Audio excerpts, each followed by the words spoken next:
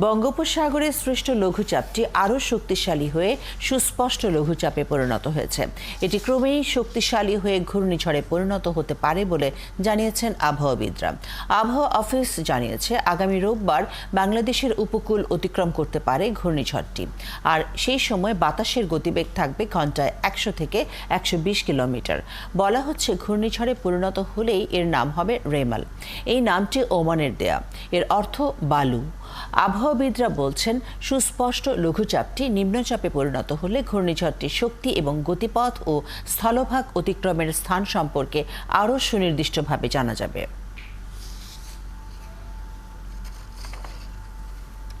এদিকে বঙ্গোপসাগরে অবস্থানরত সুস্পষ্ট লঘুচাপটি অগ্রসর ও ঘনীভূত হয়ে নিম্নচাপে পরিণত হওয়ায় পায়রা সমুদ্র বন্দরকে ১ নম্বর দূরবর্তী সতর্ক সংকেত দেখিয়ে যেতে বলা হয়েছে। আবহাওয়া অফিস জানিয়েছে, শুক্রবার নিম্নচাপটি পায়রা সমুদ্র বন্দর থেকে ৭৯০ কিলোমিটার দক্ষিণে অবস্থান করছিল।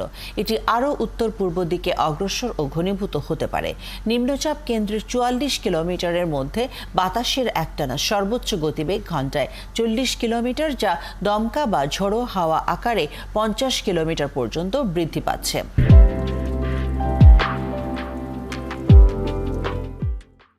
নিম্নচাপের প্রভাবে রাঙ্গাবালির নদ নদীতে জোয়ারের পানি স্বাভাবিকের চেয়ে ১-১.৫ ফুট বৃদ্ধি পেয়েছে। দর্শক, নিম্নচাপের সর্বশেষ খবর জানাতে পটুয়াখালী থেকে যুক্ত হচ্ছেন সহকর্মী কামরুল হাসান। সরাসরি চলে যাচ্ছে কামরুলের কাছে।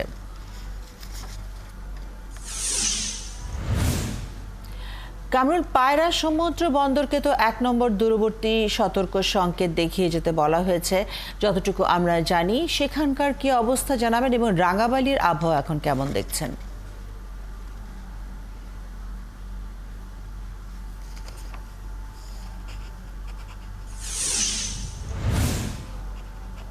ফারজানা, আপনি যেমনটি বলছিলেন যে বঙ্গোপসাগরে অবস্থানরত সুস্পষ্ট লঘুচাপটি ইতিমধ্যেই নিম্নচাপে পরিণত হয়েছে, যেটি আবহাওয়া অফিস থেকে আমাদের জানানো হয়েছে। এবং ফারজানা, আপনাকে বলে রাখি, এই মুহূর্তে আপনি দেখছেন যে রাঙ্গাবালিতে কিন্তু রৌদ্রোজ্জ্বল আবহাওয়া এবং আকাশ একেবারে পরিষ্কার রয়েছে। নিম্নচাপের যে প্রভাব বলতে যেটি উপকূলের মানুষ বোঝে, যে ঝড় বৃষ্টি এবং নদ নদী উত্তাল হয়ে ওঠা, কিন্তু এখন পর্যন্ত সে ধরনের কোনো পরিস্থিতি নেই।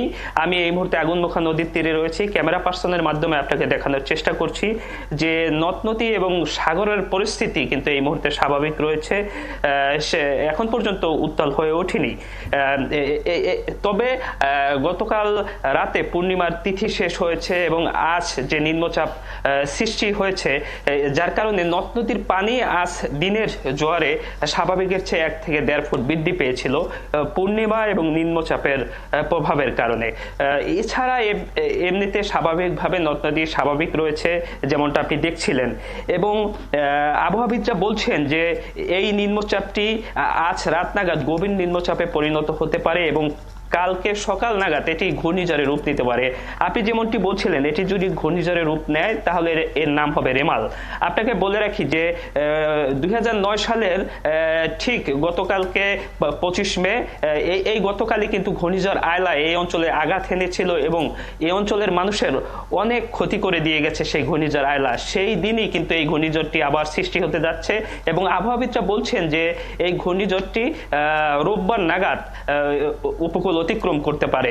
এখন পর্যন্ত যে গতিপথ এই সম্ভাব্য এই ঘূর্ণিঝড়টির রয়েছে, সেটি কিন্তু এই অঞ্চলকে স্পর্শ করে যেতে পারে বলে ধারণা করছেন এখন পর্যন্ত আবহাওয়াবিদরা তাদের মডেল পর্যবেক্ষণ করে।